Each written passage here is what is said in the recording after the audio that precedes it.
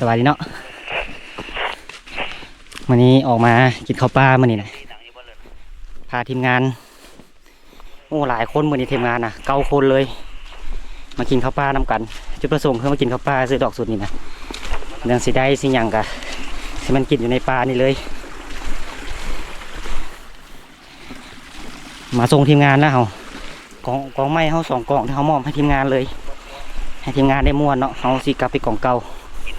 เดี๋ยวสิไปเวะเบิ่งกล่องเก่าก่อนว่าเป็นจังใดเป็นจังใดก็ได้นั่งนะเขานะเพราะว่าจำเป็นเนาะเอาให้ทีมงานนั่งมาแล้วของดีแต่ติดตามนำกันเนาะจะมานบ่มานมาแต่เช้าๆเลยตอนนี้มาแต่3 โมงเลย3 โมงฮอดพี่ก็5 โมงเนาะ5 โมงปลาย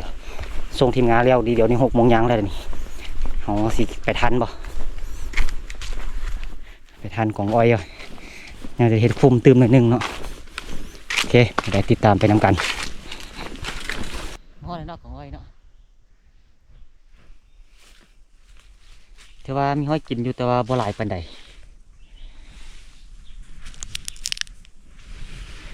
เนาะ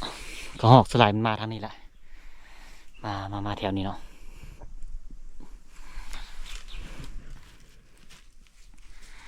เนาะหอยมันกินนี่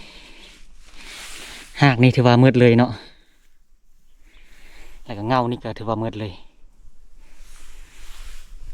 อันนี้ก็ห้อยกินน้อยนึงที่เนาะหลายเนาะหากตัวนี้เป็นหากแถวไวไหมเนาะยาวห่างนี่ยาวฮอดพี่เนาะมันกินขึ้นไปหากนี่แหละนะธรรมดาแล้วก็มีหากนี้แถวไวรูมเนาะก็มีกัดน้อยนึงมัวเขียวซ้ำนี่สีเขียวหนูหรือเปล่า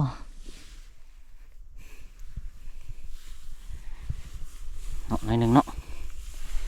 โอเคสินั่งเบิ่งจังน้อยเนาะตอนเช้าเนาะถ้าว่าตอนเช้าโบมาถือว่าคิดว่าตัวแรงมันน่าจะเข้าสิทายิงหนูเติมนิดนึงเนาะสิยิงหนูน้อยออกถ้าสิยิงมาแต่จุดเก่าเนาะฟุ่มระยะประมาณ10 เมตรนี่แหละเป็นยังไงติดตามนำกันเนาะจะหมานหรือโบหมาน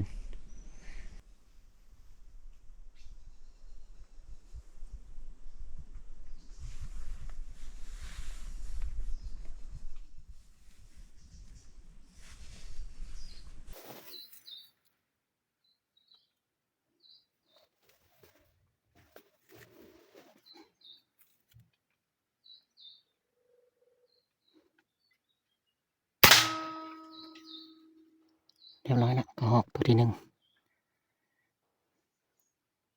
7 โมงแล้วตอนนี้ค่อยมาเนาะโ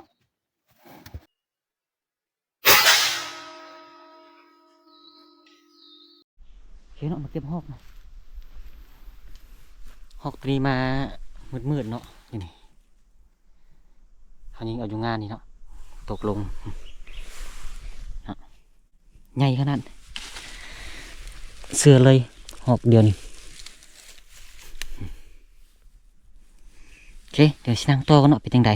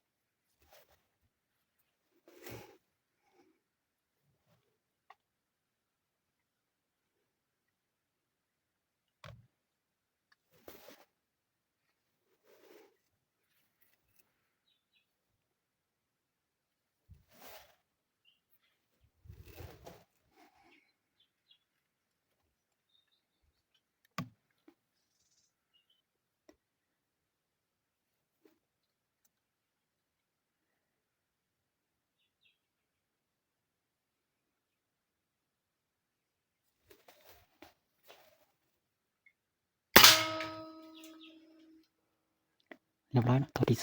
2เข้าสวยขนาดเนาะจน7 โมงครึ่ง8 โมงยังละมาเก็บหอกตัวที่2เนาะตัวนี้มาสวยตัวนี้นะ8 โมงยังเลย คิดว่าตัวนี้น่าจะตัวสุดท้ายละเขายิงตัวนี้แล้วก็สิเป็นนางดักนิดนึงเนาะถ้าว่าบ่มีอันยังมากินแล้วก็สิลงไปหาทีมงานกินข้าวกินน้ำเนาะเราค่อยวางแผนกันใหม่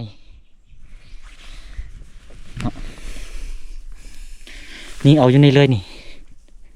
เอาอยู่กล่องมาเลยที่ตกลงนี่เนาะโอเคละถือว่ามือนี้นะเปิดหัวได้2 ตัว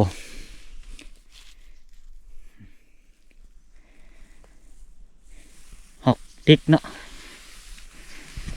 มีแต่หอกดิกมากล่องนี้นะหอกเบาบ่มาจากตัวกระไนกับบอลเห็นมือนี้นะสงสัยมืดแล้วกระไนนะนี่เนาะติดตามมาทำกัน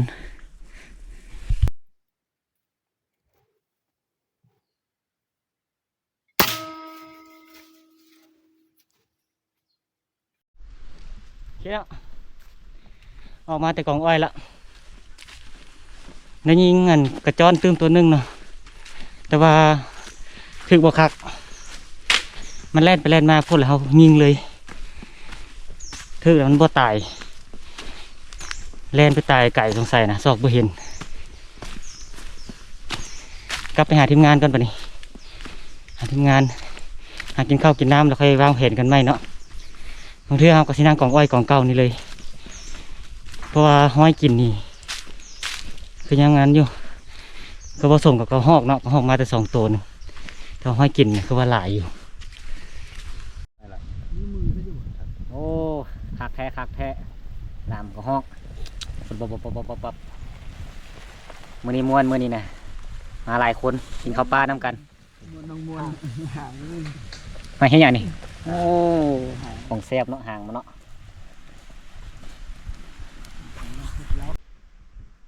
เบิ่งของอ้อยเนาะ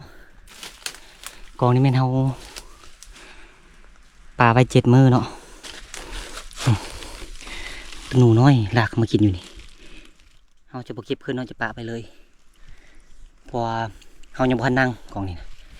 คิดว่าอาทิตย์หน้าเฮาจะสินั่งถือว่าโอ้ขนมหอยกระไนกินนะนี่หอยกระไนก็หอกเนาะหอยใหญ่อยู่ตัวนี้จนหมดเอาไว้อยู่นี่ก็หลายเติมก็หมดเลยหัวใหญ่นี่เอาไว้เจาะกินถึงเลยการกินอันนี้เนี่ยอันตรายมันกินแล้วมันสิตกลงเนาะเดี๋ยวสิ่งกายขึ้นมาถึงเนาะแล้วก็สิเติม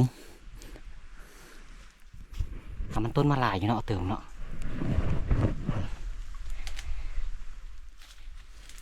ระยะยิงตัวนี้โบไก่ไปได้ยิงตัวนี้คิดว่าประมาณ15 เมตรนะมันต้นมาตึมตายเลยเพื่อเลยเนาะบางเทื่อเขาโบได้มายิงเขาก็ให้มันกุ้มเลย2 อาทิตย์เลยโอเคเดี๋ยวสิวางมันต้นก่อนบาดนี้เรียบร้อยนะวางของอ้อยเมียนนี่2 หางใหญ่ๆ2 สุ่มเลยเนาะแล้วตัวเก้ากับหัวใหญ่แล้วก็ทางลุ่มคิดว่าน่าจะกุ้มอยู่2 อาทิตย์เนาะโอเคบันนี้สิไปวางอีกกล่องนึงเนาะเห็ดกล่องไม้อีกกล่องนึงแล้วก็สิกลับไปนั่งกล่องอ้อยเดี๋ยวสิถ่ายเบิ่งเนาะแล้วมันเป็นยังไงวิธีการอ้อยนะเมื่อกี้นี่เราไปอ้อยมันต้นของไม้เนาะบริไทยเบิ่งสำเนาเพราะว่าเอาถุงปลาเมียนไปเจอต้นมากอันนึงเนาะไม่แน่ใจว่ามังยังเบิ่งมากคือต้นหมักฟาดนี่แหละเดี๋ยวนี้น้ำกำเอาถุงเนาะกลับไปยิงนกเบิ่งโอ้เสียดายสวยแล้วตอนนี้ก็12 โมงเห็นต้นหมักฟาดเสียดายกันเห็นแต่เป็นนี่นกนะก็ที่หลายพอเขาไปเจอมันนกเหมือนแตกวุ่นวันอยู่เดี๋ยวไปทางกอฟาดเลยเนาะมันต้นนี่หญ้ามันต้นคำเราจึงมันยิ่งหนูไปเบิ่งก่อนว่ามีห้อยอย่างนี้ถ้าว่ามีห้อยหินเขาอย่างเขาก็สินั่งดักเลยก็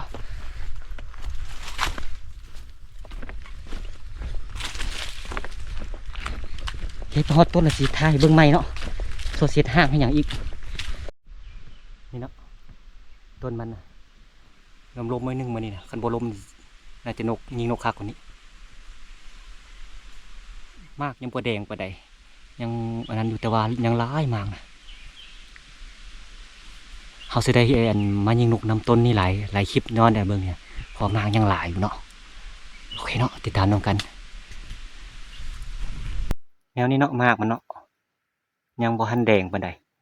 เป็นว่าเป็นพวดคักอยู่แม่นแม่นต้นมะฟ้าอยู่บ่เนาะคอมเมนต์บอกให้เด้ออยู่บ่มั่นใจว่าแม่นมะฟ้าบ่เพราะว่าบ่ค่อยได้มานั่งต้นมะฟ้าเนาะคือเขตนี้เฮาบ่ได้มานั่งจักเทื่อคิดว่าบ่มีต้นมะฟ้าซ้ำบ่ว่าสิมีกระรอกหรือว่าหยังเข้าตึมเนาะเสี่ยงอยู่เลยมื้อนี้นะสิเสี่ยงอยู่จนค่ำบ่ฮู้ว่าสิได้ยิงบ่กระรอก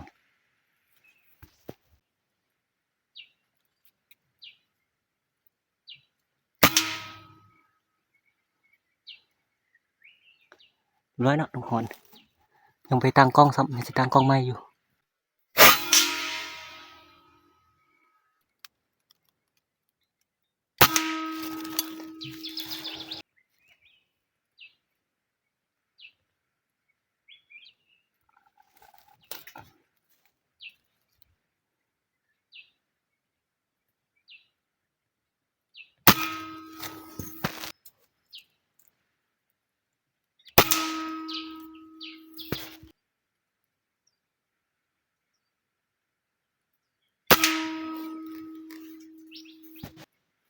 นกซาดเนาะ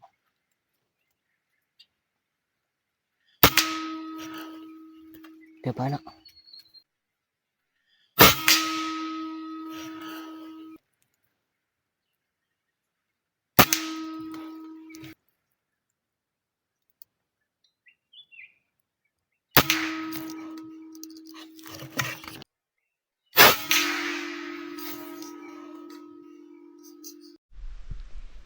ยิงนกไป5-6ตัวนี่แหละแต่ว่าเสียงกระจ้อนเล่นทุกคาดอยู่นี่บ่ฮู้ว่าสิเก็บได้จักตัวเนาะคำว่ากระจ้อนบ่เอานี่สิคักอยู่เนาะเพราะว่ามันต้นบ่งาบ่กว้างเนาะแต่ว่าฝนนี้หาทีมงานเมื่อกี้นี่แม่นเขาว่ามากอันนี้มันก็ฮอกบ่เข้าปานใดเขาว่าเข้ามันนั้นบ่ว่าเขตนี้นกเป้าก็บ่ฮู้ว่าเข้าบ่เขตนี้ก็เฮาก็เลยว่านั่งเบิ่งจักหน่อยเนาะคันว่าบ่คือเฮาสิกัดกองอ้อยคันบ่คือนะเฮ็ดเนาะนกมาแล้วเดี๋ยวสิยิงให้เบิ่งก่อนมันค่อนข้างลมไว้นึงเนาะ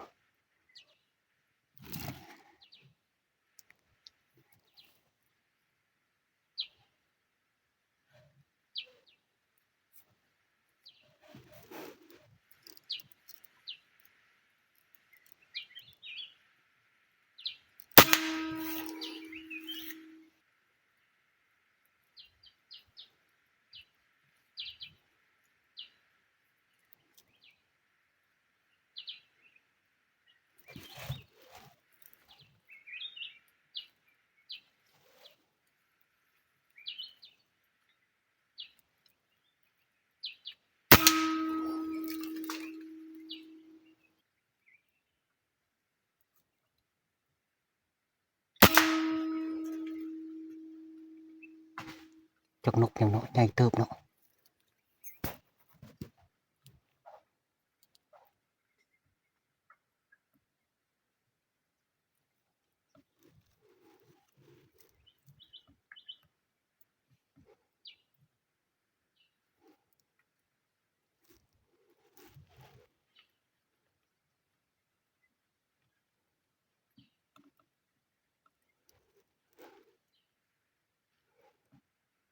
หลายตัวน่าออกมาเนาะ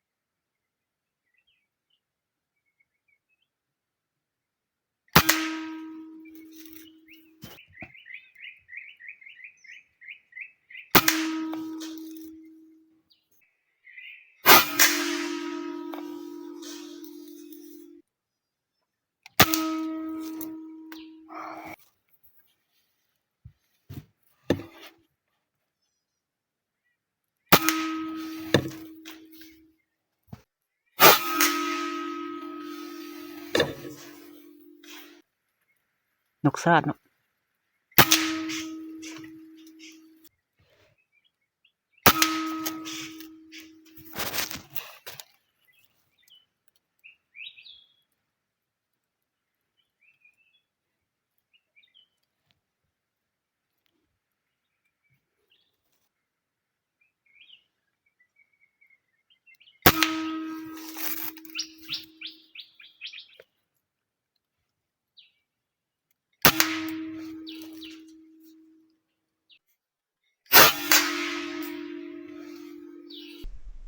ยิงนกตกซาปลายตูเนาะเดี๋ยวเขาสิลงไปเก็บก่อนวันนี้นะเอาไปเก็บแล้วสิกลับไปกองอ้อยเนาะเพราะว่าอันนี้บ่มั่นใจเนาะว่ามีกระหอกบ่หลายมื้อเขาจึงมาแต่เช้าๆเนาะแล้วมานั่งเลยมานั่งแต่เช้าๆว่ามีอันกระหอกบ่คันบ่มีเขาก็ยิงนกเลยเนาะโอเคนกนี่ยังมาอยู่ได้แต่ว่าเขาอยากไปยิงกระหอกอยู่กองอ้อยเนาะออกมาต้นมากกันมากไม้ละกลับหาของอ้อยเนาะมักตาดเขาว่ามั่นใจว่ามีกระหอกก็เลยออกมาเนาะยิงนกตกประมาณ26-27ตัวแต่ว่าไปซอกแค่ได้ประมาณ17-18ตัวนึงเขาเฝ้าซอกพุ่นเนาะเขาตั้งใจซอกก็น่าจะได้ตื่มกว่านี้มีกระจ้อนออกไปได้ในเสียงกระจ้อนมาอยู่ โอเคเนาะไปฮอดของอ้อยพอจีทายเบิ่งไหมมาฮอดแล้วเนาะกองอ้อยเนาะมาเลยน้อยกินไม่อยู่โคตรเสียดายเลยเนาะมันมาน่าจะมา1 โมงหอยถึงแล้วว่าไม่ไหม้เลยนี่โอเคเนาะสิดักจนคำแล้วก็สิท่ายิงหนูเลยเนาะเป็นจังไดติดตามไปนำกัน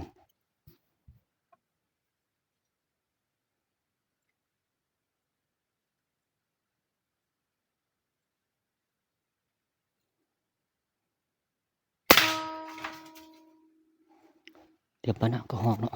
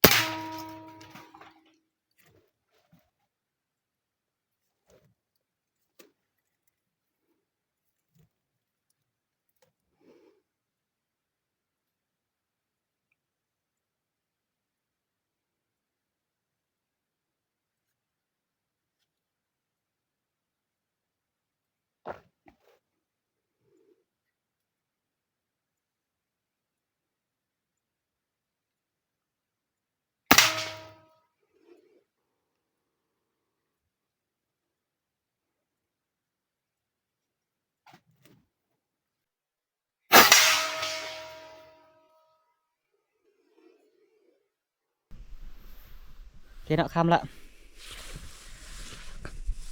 ก็หอกนี่มาพร้อมกันเนาะมี2 เทื่อที่มาพร้อมกัน2 ตัวเขายิงแล้วมันหนีเลยโอ้ตัวนี้บ่เห็นนั่นบ่เห็นมีหยังมากินเนาะสงสัยแม่นหนูบ่มันมากินแต่เทิงนี่เนาะโอ้หนาวขนาดเนาะตัวหนึ่งตัวเอาคำตัวหนึ่งเนาะยิงเอาอยู่ดิคิดว่าบ่ถึกพอลูกปืนมันถึกกันข้างๆมันที่แท้อันถึกกระหอกแล้วมันซอดเนาะเสียดายมันมาพร้อมกันพูดมันบ่มาพร้อมกันก็คือสิได้ยิงหลายกว่านี้ยังประมาณ3 ตัวเนาะที่เฮาบ่ทันยิงนะตอนหัวแรงแต่ว่ามันเข้าประมาณ1 โมง 12:30 1:00 2:00นี่มันเข้านี่เบิ่งหอยกินไหมตัวนี้เนาะเฮายังไปไอ้นั้นอยู่เฮายังไปยิงก่อนมักฟาดอยู่หอยกินมันไหมอยู่สิป้าเมียนบัดนี้เนาะกองนี่คิดว่าประมาณ2 หรือ 3 อาทิตย์ค่อยมายิงบาดเดียวเนาะให้มันเข้าคืนไหมก่อนเฮาสิไปหากองไม้กองที่อยู่อันนั่นก็ยังหลายอยู่เนาะเฮามีต้นมักฟาดให้ยิงอันนกแน่เพราะว่ารู้สึกว่าจะกินนกเนาะช่วงนี้เนาะปอกกระหอกกินหลายละโอเคเดี๋ยวสิเข้าไปสรุปผลงานหน่อยนึงเนาะ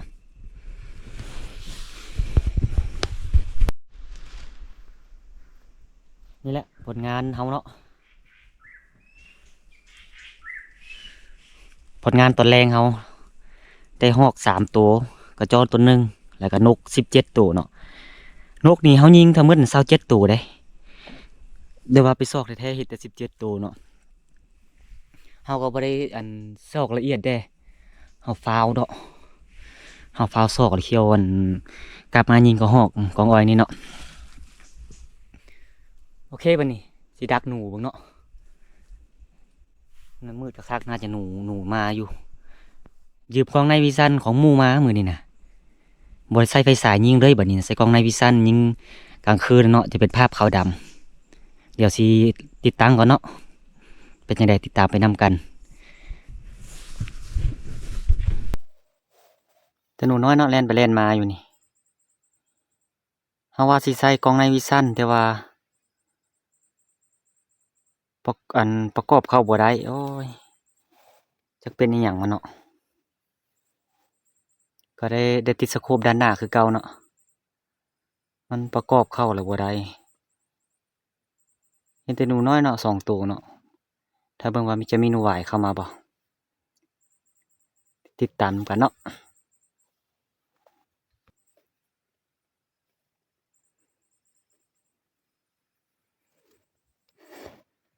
นี่สักเนาะ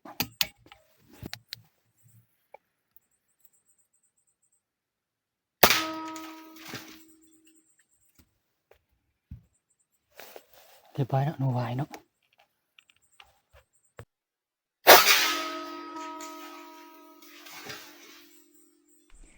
โอเคเนาะนั่งยิงหนูหวายมา2 ตัวเนาะตัวหนึ่งขี้รักว่าได้ปลดสโคปออกเขายิงทันมันแล้วก็ยิงหนูน้อยหนูแดงออก2 ตัวเนาะนี่ผลงานยิงหนูเนาะเติมหนูหวาย2 ตัวกับหนูน้อยหนูแดง2 ตัวสิกลับไปหาทีมงานก่อนบัดนี้นะเพราะว่าหนูก็คือสิเข้าเดึกหรือว่ามืดระเบิดจักนะไม่ได้หนูน้อยละสรุปผลงานของเฮาเนาะก็หอกเมื่อเช้านี้ได้2 ตัวบวกใส่ตัวแรง3เป็น5เนาะกระจอนตัวหนึ่งเป็น6ใส่หนูหวาย2 ตัวเนาะเป็น8 ตัวเนาะประเภทอันนั้นนี่อันสัตว์ใหญ่นั่นนึงถือว่าได้8 ตัวเนาะถือว่าโอเคจังเนาะมื้อนี้เนาะอันที่สำคัญคือเขาได้นกมื้อนี้นะเขาบ่ได้กินตัวละนกนะได้นก10 ปลายตัวเนาะยิงศิลาอยู่ซาปลายบ้านเนาะแต่ว่าซอกบ่เห็นแต่ว่าได้เรื่องอยู่เนาะบัดนี้นะเขาสิเกียมมันเมียนบัดนี้นะมีโอกาสเขาสิไปยิงเงินคักๆตัวนกฟาดนะเพราะว่ามันยังบ่ทันสุกก็มีเนาะถือว่ายังกุมหลายทิศอยู่เบิ่งหั่นนะโอเควันนี้ก็สิได้กลับก่อนไว้เนาะก็สิบ่ได้ถ่ายเนาะสิบ่ได้ถ่ายอันของทีมงานให้เบิ่งเนาะเฮามาหลายคนก็เลยบ่อยากถ่ายเนาะสุดท้ายนี่ก็ขอบใจหลายๆเด้อที่เข้ามารับชมวิดีโอจนจบติดต้นจนจบขออวยพรใส่ให้ทุกท่านเนาะมีสุขภาพแข็งแรงเนาะปราศจากโรคภัยไข้เจ็บต่างๆสำเร็จในทางที่เวียกงานเนาะตัวหนูน้อยก็เล่นไปเล่นมาอยู่เจอกันใหม่เนาะคลิปต่อไปคิดว่าจะลุยอันต้นดอกฟ้าตอนเช้าเลยเนาะตอนแรงแล้วก็สิไปกองอ้อยเนาะ